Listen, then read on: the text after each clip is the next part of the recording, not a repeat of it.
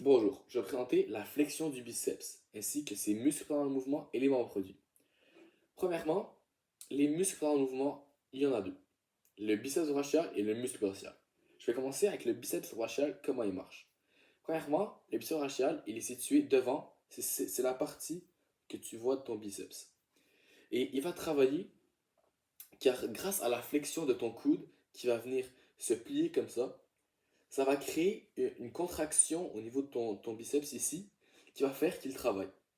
Et aussi, c'est un peu la même chose pour le muscle brachial qui lui est situé derrière, à côté du triceps ici, derrière, juste en haut du coude, qui lui aussi va venir, il est relié avec le fléchisseur du coude et lorsqu'il va venir lever comme ça, la grande partie de la charge va être sur lui car ça contracte énormément le biceps, ce qui fait que lorsque tu vas venir lever, c'est principalement lui qui va travailler car il est relié avec le fléchisseur du coude qui lui, c'est lui qui vient faire la flexion. Donc c'est pour ça qu'il travaille énormément aussi et les deux travaillent énormément. Deuxièmement, je vais faire les mouvements produits.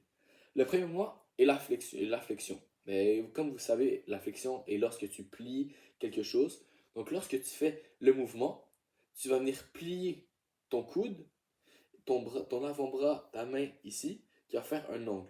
Et lorsque tu fais ça, c'est exactement le moment d'une flexion. Exactement. Le deuxième mouvement, l'extension. L'extension, c'est le même principe que flexion, mais de l'autre côté. Donc lorsque tu viens faire une répétition, tu dois la finir en venant étendre ton bras. Donc lorsque tu vas venir étendre, c'est là que l'extension va venir se créer. Le troisième mouvement est la rotation.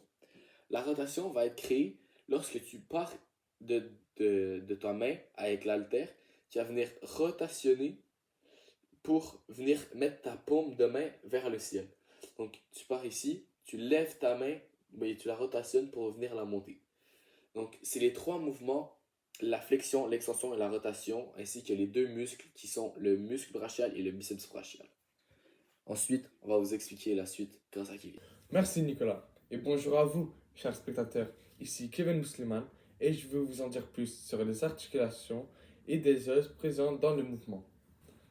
Donc, comme on peut le voir, au niveau du bas du bras, les os présents dans le mouvement sont le radius et le cubitus. Et au niveau du haut du bras, les os présents dans le mouvement sont l'humérus. Premièrement, l'articulation du coude.